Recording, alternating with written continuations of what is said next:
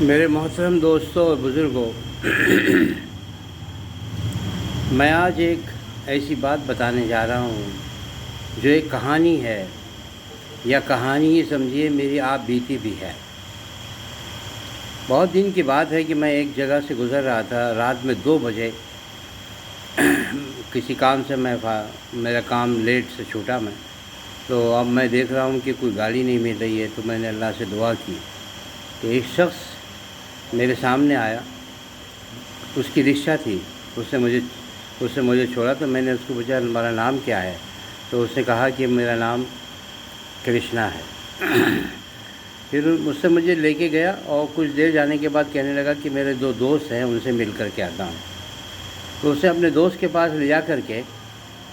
مجھے بھی ملایا ان سے، تو معلوم ہوا کہ وہ لوگ گانجا پی رہے تھے، گانجا پینے والے لوگ تھے، پی نہیں رہے تھے، گانجا پینے والے تھے، ان کی حالت سے پتہ چل رہا ہے۔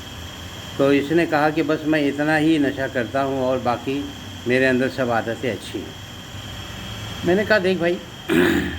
بہت اچھی بات ہے، تم گانجا پی رہے ہو، پتہ نہیں کیا کیا کر رہے ہو،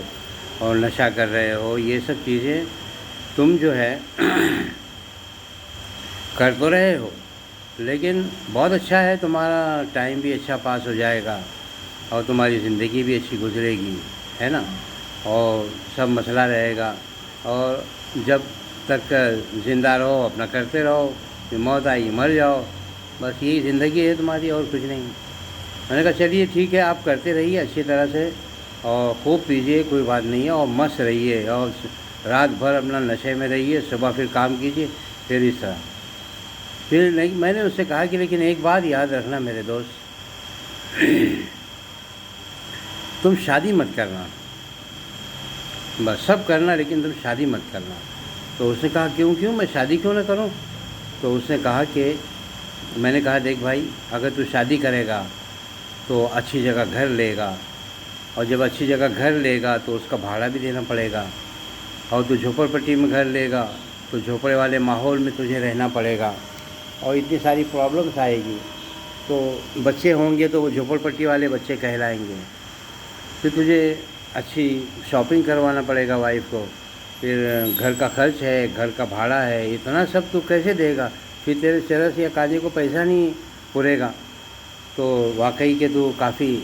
پریشان ہو جائے گا، تو اس سے اچھا شادی کرنا ہی مت، کیونکہ تیرے کو آرام سے مزہ کرنے کو مل جائے گا، اپنا کرتے رہنا، ٹھیک ہے؟ تو یہ بات بول کر وہ سنا، اور پھر صبح اس نے مجھے 10 بجے فون کیا کہ میں نے ہر نشے سے توبہ کر لی ہے، اور اب میں کوئی نشہ نہیں کروں گا، اور اب میں ایک اچھی سادہ زندگی گزاروں گا جیسا آپ نے بتایا۔ اب جب وہ شخص مجھے، پھر اس نے 4 یا 5 مہینے کے بعد میں اس نے مجھے فون کیا،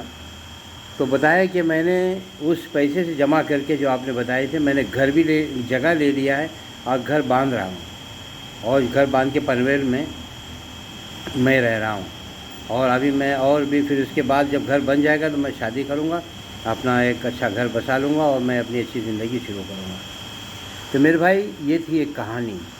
اور یہ ایک میرے ساتھ جو معاملہ ہوا تھا۔ تو اس وقت ہمیں عقل مندی سے بچوں کو سمجھانا، اور پیار سے سمجھانا، اور ان کو اس کے نقصانات بتانا، اس کے چھوڑنے کے فائدے بتانا، اور زندگی کا اصل مزہ کس میں ہے یہ بتانا، اور ان کو نرمی سے سمجھانا، کیونکہ اللہ پاک نے فرعون کے پاس بھی جب موسیٰ علیہ السلام کو بھیجا، تو وہ اللہ پاک نے انہیں نرمی کا حکم فرمایا کہ اے موسیٰ، فرعون سے نرمی سے کلام کرنا، کیونکہ اگر تم نے غصے سے یا زور سے کلام کر دیا تو وہ تمہاری بات کو نہیں سنے گا، اور یہ بہانہ کر دے گا کہ انہوں نے مجھے غصے سے کہا تھا، اس لیے میں سمجھ نہیں پایا۔ تو اس لیے نرمی سے جو محروم رہا وہ ہر بھلائی سے محروم رہا۔ اللہ ہمیں نرمی برتنے کی توفیق نصیب فرما۔ اب میں، سننے والے کہنے والے سب محتاج ہیں، میں بھی محتاج ہوں، انشاءاللہ میں بھی اس پر عمل کروں گا۔ السلام علیکم ورحمۃ اللہ وبرکاتہ۔